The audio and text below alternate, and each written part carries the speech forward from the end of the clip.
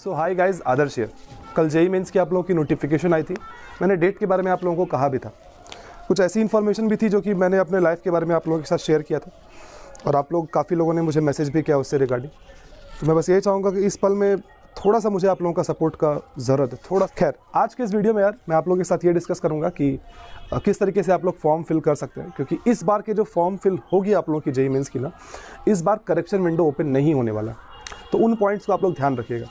अब 2-3 चीज़ पहले मैं बता देता हूँ, उसके बाद मैं अपने स्क्रीन पे लेके जाऊँगा और बाकी डिस्कशन करेंगे। और एक बुक के बारे में बताऊँगा जो बुक आप लोगों को एटलीस्ट 97-98 परसेंटाइल तो लाने में मदद करेगी ही करेगी। ठीक है, सबसे पहली बात ये कि जो आप लोगों की फ़ोटोग्राफ होगी, अभी हाल फिलहाल में कुछ एग्जामिनेशंस ऐसे हुए हैं जहाँ पे बच्चे ने फोटोग्राफ अपलोड किया और उसके साथ उनका स्पेक्स मतलब कि चश्मा लगा के उन्होंने फोटो अपलोड किया है। तो कई बार क्या होता है कि आपकी जो फॉर्म है वो कैंसिल हो जाती है। तो आप लोग अपना जो फोटोग्राफ दीजिएगा, बैकग्राउंड आप लोगों का वाइट होना चाहिए, उसमें आप लोगों का 80% चेहरा दिखना चाहिए। मास्क पहन के फोटो मत डालिएगा, चश्मा लगाइएगा मत, और आपका कान जो है उस फोटो में दिखना चाहिए। ये इस बार साफ साफ चीज़ें मेंशन कर दी गई है। तो ये फोटोग्राफ वाली बात को आप लोग ध्यान रखिएगा। और बाकी आप जो भी डॉक्यूमेंट को अपलोड कीजिएगा वो डॉक्यूमेंट ब्लर मत रखिएगा।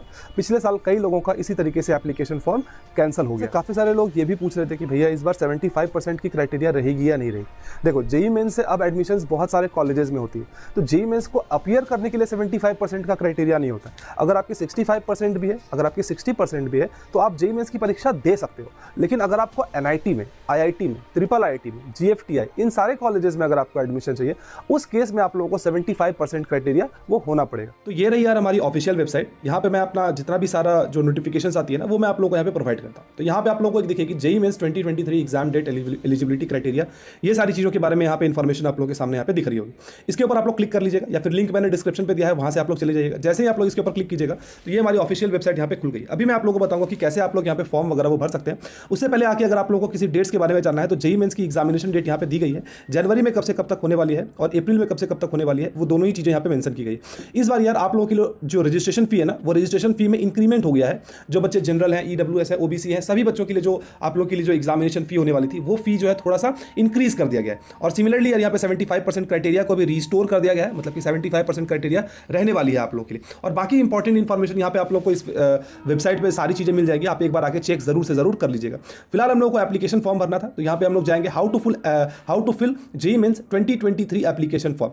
तो एप्लीकेशन फॉर्म से पहले यार आप अपनी फोटोग्राफ, अपनी सिग्नेचर और अपने जो बाकी डॉक्यूमेंट्स हैं, अगर आप ओबीसी, एससी, एसटी, ईडब्ल्यूएस हैं तो आप लोगों के लिए जो कैटेगरी सर्टिफिकेट है वो, और फिर अगर आप क्लास 10th या क्लास 12th की एग्जामिनेशन दोनों ही पास कर चुके हैं तो अपनी मार्कशीट वगैरह वो सारी चीज़ें अपने पास जरूर रखिएगा। ठीक है, तो फिलहाल हम लोग यहाँ पे जाते हैं और जेई मेंस ऑफिशियल वेबसाइट के ऊपर क्लिक करते हैं। तो जैसे ही हम लोग यहाँ पे जेई मेंस की ऑफिशियल वेबसाइट के ऊपर क्लिक करेंगे यार, तो नीचे हम लोग को यहाँ पे एक ऑप्शन दिख रहा होगा, ये देखो जेई मेंस 2023 एप्लीकेशन फॉर्म ऊपर दिख रहा है, और नीचे में यहाँ पे दिख रहा है जेई मेंस 2023 सेशन 1 एप्लीकेशन। अब यहाँ पे कुछ बच्चे यहाँ पे ये सोच रहे हैं कि भैया अभी तो सिर्फ और सिर्फ यहाँ पे सेशन 1 दिख रहा है, अप्रैल के लिए कब हम लोग अप्लाई कर सकते हैं। देखो, अप्रैल के लिए अगर आप चाहो तो वो बाद में जब जेई मेंस की एग्जामिनेशन खत्म हो जाएगी ना, उसके बाद भी आप लोगों के पास एक मौका मिलता है, तब जाके आप लोग अप्लाई कर सकते हैं। फिलहाल हम लोग यहाँ पे एक बार एप्लीकेशन के ऊपर क्लिक करते हैं, तो यहाँ पे एक मेंस एप्लीकेशन फॉर्म, तो एक साइड में दिख रहा है कि ओनली फॉर रजिस्टर्ड कैंडिडेट। अगर आप रजिस्टर कर चुके हैं तो यहाँ पे अपनी सारी डिटेल को आप भरिएगा। अगर आप रजिस्टर नहीं किए हैं तो न्यू रजिस्ट्रेशन के ऊपर क्लिक कीजिएगा। फिलहाल हम लोग यहाँ पे न्यू रजिस्ट्रेशन के ऊपर क्लिक कर देते हैं। तो कुछ इंस्ट्रक्शंस दी गई हैं। इंस्ट्रक्शंस के साथ साथ यहाँ पे आप अपना एग्जामिनेशन सिटी वगैरह भी देखना चाहते हैं, इन्फॉर्मेशन बुलेटिन अगर डाउनलोड करना चाहते हैं, उन दोनों ही चीज़ों को आप डाउनलोड यहाँ पे आराम से कर सकते हैं। ठीक है, और यहाँ पे पैसे दिए गए हैं कि कितने पैसों की आप लोगों को जरूरत होगी। जैसे कि पर सेशन यहाँ पे दिखाया गया 1000 रुपये। पहले ये कम हुआ करता था, इस साल ये चीज़ों को बढ़ा दिया गया है। ठीक है, बताई गई है। जैसे फोटोग्राफ से रिलेटेड अगर आप चाहें तो इसको एक बार यहाँ से पॉज करके यहाँ से यहाँ तक देख लीजिएगा कि किस तरीके की फोटोग्राफ की आप लोगों को जरूरत है। I have downloaded the information bulletin के ऊपर क्लिक करके प्रोसीड के ऊपर हम लोग यहाँ पे क्लिक कर देंगे। अब यहाँ पे हम लोगों को कैंडिडेट नेम भरना है, मतलब आपका जो नाम है, जो आपने क्लास 10वीं में जो आपने एग्जामिनेशन में अपना जो नाम लिखा था ना, वो 10वां वाला नाम आप लोगों को यहाँ भरना पड़ेगा। सिमिलरली गार्जियन का नाम, अपनी माँ का नाम, अपना डेट ऑफ बर्थ। अब देखिए इन सारी चीज़ों में आप लोगों को मैं बार बार कह रहा हूँ कि चेंज करने का मौका नहीं मिलेगा करेक्शन विंडो। इसी वजह से ये सारी चीज़ें आप लोगों को बहुत ही सही ढंग से भरनी है। मैं एक बार सारी चीज़ों को फॉर्म में दिखा देता हूँ कि क्या क्या चीज़ें भरनी है, उसके बाद मैं भर के एक बार रैपिडली आप लोगों को दिखा दूंगा कि क्या क्या चीज़ों की आप लोगों को जरूरत यहाँ पे पड़ने वाली है। आप लोगों को यहाँ पे एड्रेस भरना है। सिमिलरली यहाँ पे आप लोगों को अपना ईमेल एड्रेस वगैरह भरना है, फिर परमानेंट एड्रेस भरना है, उसके बाद पासवर्ड आप लोगों को यहाँ पे चूज करना है और सिक्योरिटी पिन डाल के आप लोगों को यहाँ पे सबमिट करना है। ठीक है, ठीक है। तो आप लोग यहाँ पे अपना जल्दी जल्दी इन चीज़ों को भर लेते हैं। पहले अभी मैंने आप लोगों को कहा था कि एक बुक, जिससे आप, ये बुक हमारी आती है 120 जेई मेन फिजिक्स, मतलब इससे सारे प्रीवियस ईयर के जो क्वेश्चन है वो सारे प्रीवियस ईयर के क्वेश्चन मिल जाएंगे। दिशा पब्लिकेशन की तरफ से आती है। इसकी फिजिक्स, केमिस्ट्री, मैथमेटिक्स तीनों ही बुक आती है। आप इनमें से जो भी बुक चाहें, अगर आपके पास पहले से है खरीदने की जरूरत नहीं है, अगर आपके पास नहीं है तो खरीद लीजिएगा। इसमें 2012 से लेकर 2022 तक के सारे ऑनलाइन पेपर हैं और 2002 से लेकर 2018 तक के सारे ऑफलाइन पेपर हैं। तो 102 प्रीवियस ईयर के क्वेश्चन है। आप यकीन मानो, अगर इतने क्वेश्चंस अगर आप लगा लेते हो, हर एक चैप्टर के 100 क्वेश्चंस, 150 क्वेश्चंस बाकी बचे दिनों में, क्योंकि समय भी बहुत कम है, आप लोगों के लिए मोर देन इनफ होगा। तो इतने सारे ऑनलाइन पेपर हैं, 118 जो है वो ऑफलाइन पेपर है और इसके सारे डिटेल सॉल्यूशंस भी इसमें दे रखी है। और इसके साथ ही साथ इसमें लगभग 3500 से ज़्यादा MCQs है और 600 के करीब जो है इसमें आप लोगों को न्यूमेरिकल वैल्यू क्वेश्चन से मिल जाता है। तो सिर्फ और सिर्फ जेई मेंस ही नहीं, जेई मेंस के अलावा अगर आप बिट सेट, WBJEE जैसे परीक्षा की भी तैयारी कर रहे हैं, ये बुक आप लोगों के लिए काफ़ी ज़्यादा हेल्पफुल होगी। तो इसकी लिंक मैंने आप लोगों को डिस्क्रिप्शन पे दे दी है, अगर आप चाहें तो वहाँ से परचेज कीजिएगा।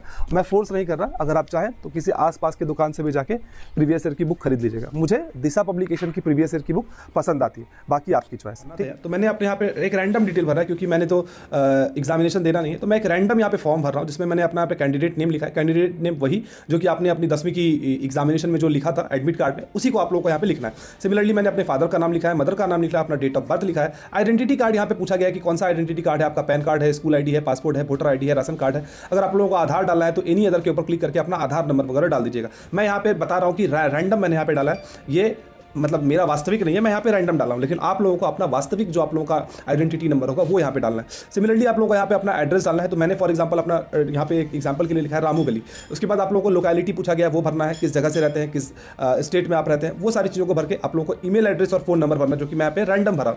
आप लोगों को अपना वही ईमेल एड्रेस और फोन नंबर भरना है जो आप लोग एडमिशन तक अपने पास रखने वाले हो।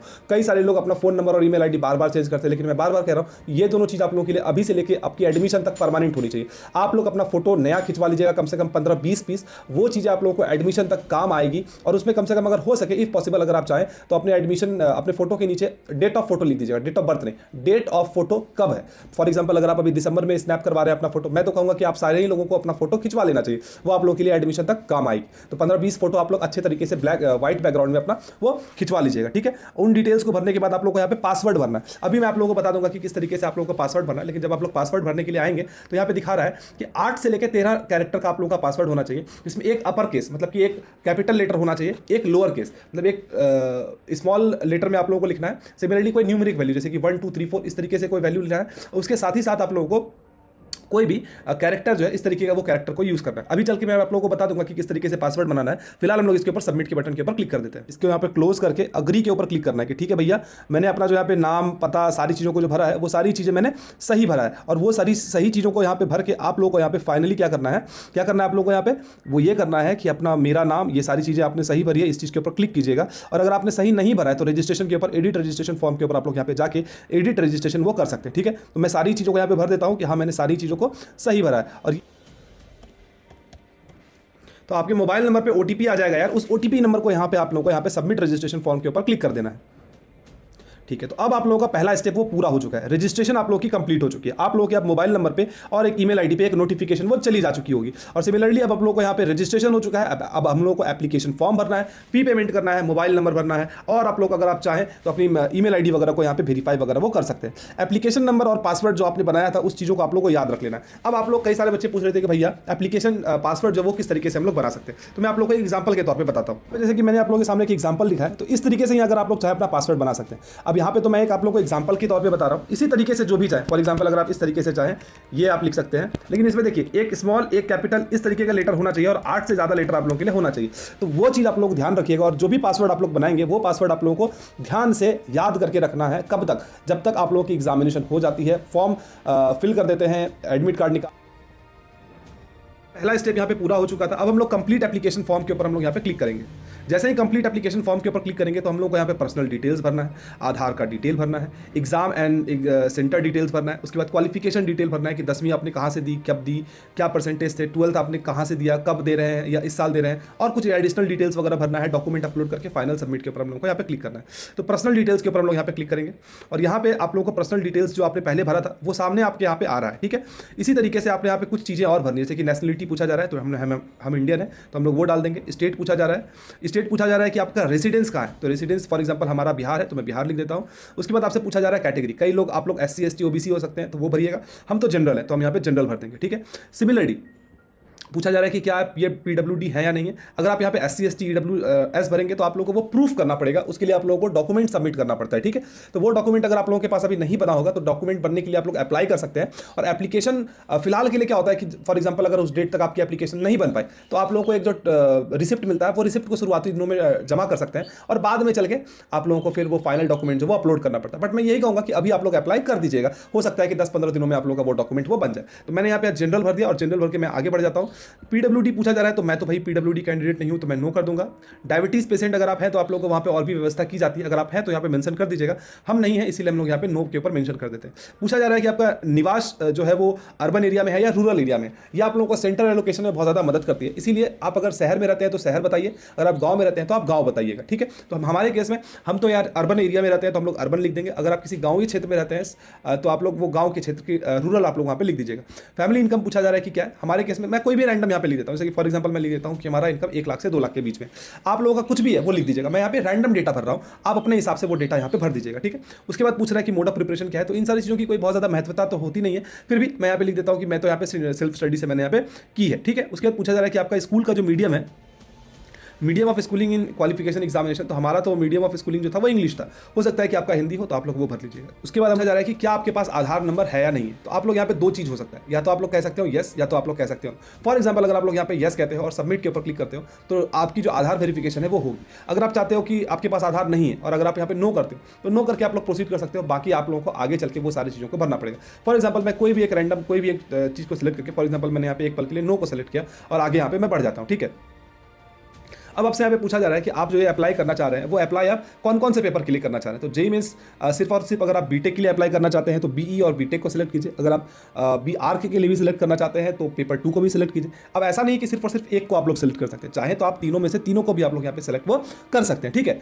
और यहाँ पे अभी सेशन 2 का जो है वो दिखाया नहीं जा रहा है, सेशन 2 आप लोग को जेईई मेंस की जो पहली सेशन खत्म हो जाएगी उसके बाद फिर से उसको रीओपन कर दिया जाएगा। तो मैं यहाँ पे पेपर 1 को सिलेक्ट करता हूँ क्योंकि मुझे पेपर 2 और पेपर 2B वो नहीं देना है, तो पेपर 1 को मैं सिलेक्ट करता हूँ। इसके बाद पूछा जा रहा है कि आपका जो प्रश्न पत्र होगा वो किस मीडियम में आप चाहते हैं, हिंदी, इंग्लिश, उर्दू, किस में। मैं चाहता हूं कि जो क्वेश्चन पेपर मीडियम हो हमारे लिए इंग्लिश हो, तो मैं वो इंग्लिश सेलेक्ट कर लेता हूं। अब हम लोग को यहाँ पे स्टेट और सिटी और जगहों का पता करना है कि किस जगह आप एग्जाम देना वो चाहते हैं, ठीक है। एग्जाम स्टेट चूज करने के लिए बोला जा रहा है, तो फॉर एग्जाम्पल मैं तो यहाँ पे बिहार चूज कर लेता हूँ, ठीक है। और एग्जामिनेशन सिटी पूछा गया तो मैं कुछ भी चूज कर लेता हूँ, रैंडम यहाँ पे मैं चूज कर लेता हूँ, ठीक है। आप चाहें तो आप अपने हिसाब से उस चीज़ को चूज वो कर सकते हैं। इसको भर लिया है कि किस किस जगह चाहता हूँ कि मेरी एग्जामिनेशन वो पढ़े, ठीक है। अब यहाँ पे मुझे पूछा जा रहा है कि फादर की ऑक्यूपेशंस वगैरह वो क्या है, तो मैं मेरी फादर की जो ऑक्यूपेशन है वो बिजनेसमैन है, तो मैं यहाँ पे बिजनेस यहाँ पे सेलेक्ट कर दूंगा, ठीक है। क्वालिफिकेशन पूछा जा रहा है, आपके केस में जो भी होगा आप वो भर दीजिएगा, हमारे केस में ग्रेजुएट है तो मैं ग्रेजुएट भर देता हूँ। मदर की ऑक्यूपेशन पूछी जा रही है, तो हमारी मदर तो हाउसवाइफ थी, अब तो नहीं रही माँ हमारे पास, तो हम लोग यहाँ पे अदर के ऊपर क्लिक कर देते हैं, ठीक है। मदर क्वालिफिकेशन पूछा जा रहा है तो वो मैट्रिकुलेशन थी, तो वो मैं यहाँ पे भर देता हूँ और बाकी डिटेल्स भर के हम लोग अब आपसे यहाँ पे पूछा जा रहा है आपकी जो योग्यता है, आपने जो 10वीं और 12वीं का जो एग्जामिनेशन दिया है ना, वो 10वीं और 12वीं के बारे में यहाँ पे सारी डिटेल्स आप लोगों से वो पूछी जा रही है, ठीक है।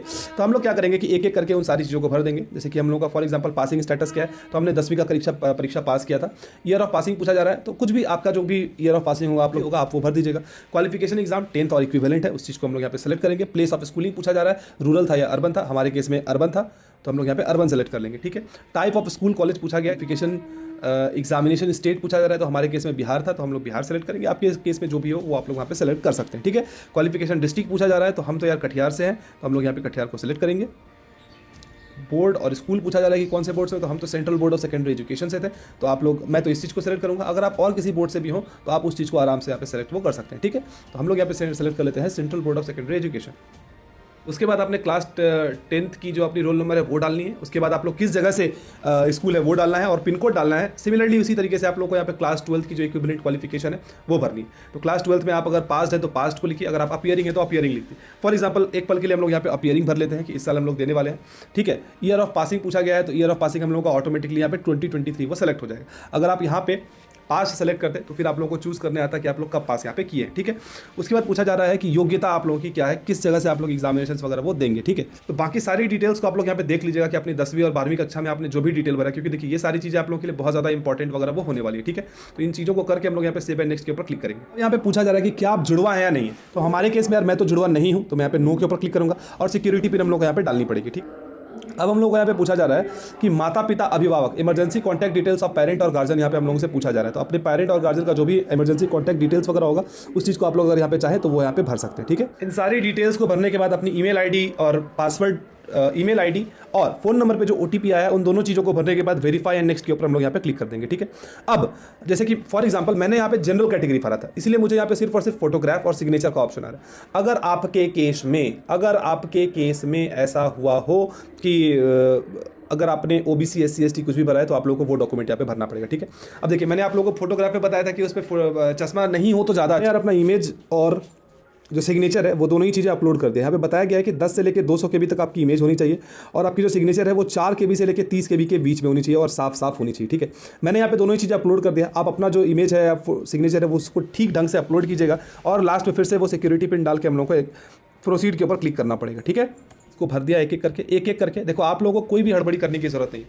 आप आज भरे, 2 दिन के बाहर भरे, 5 दिन के बाद भरे, कोई दिक्कत की बात नहीं, लेकिन गलती ना करें। फाइनल सबमिशन के ऊपर हम लोग यहाँ पे क्लिक करेंगे, ठीक है। सब कुछ हो चुका है। अब हम लोगों को बोला जा रहा है कि ईमेल आईडी आपकी वेरीफाई नहीं है। अगर आप चाहें तो ईमेल आईडी यहाँ पे वेरीफाई आप लोग कर सकते हैं। फिलहाल के लिए हम लोग यहाँ पे फी पेमेंट है, अगर आप चाहें तो यहाँ पे फी पेमेंट के ऊपर भी यहाँ पे जाके अपनी पेमेंट वगैरह वो कर सकते हैं। जैसे कि यहाँ पे दिखा रहा है कि सिक्योरिटी पिन हमारा ईमेल आईडी वेरिफिकेशन हो रहा है, तो ईमेल आईडी। अब हम लोग को यहाँ पे एग्जामिनेशन फी पेमेंट के ऊपर जाना है क्योंकि हमने अपना ईमेल वगैरह वेरीफाई कर लिया है। यहाँ पे जाके अगर आप चाहें तो अपने एग्जामिनेशन फॉर्म के ऊपर क्लिक कर सकते हैं और अगर आप चाहें तो एडिट एप्लीकेशन फॉर्म यहाँ पे एक ऑप्शन आ रहा है, तो एग्जामिनेशन फॉर्म के जा रहे हैं। ऑनलाइन पेमेंट के ऊपर जाके अपना फॉर्म जो है वो फिल कर सकते हैं और अपनी ऑनलाइन पेमेंट वगैरह करके लास्ट में आप लोगों को एक रिसिप्ट मिलेगी, उस रिसिप्ट को आप लोगों को यहाँ पे डाउनलोड कर लेना है, ठीक है।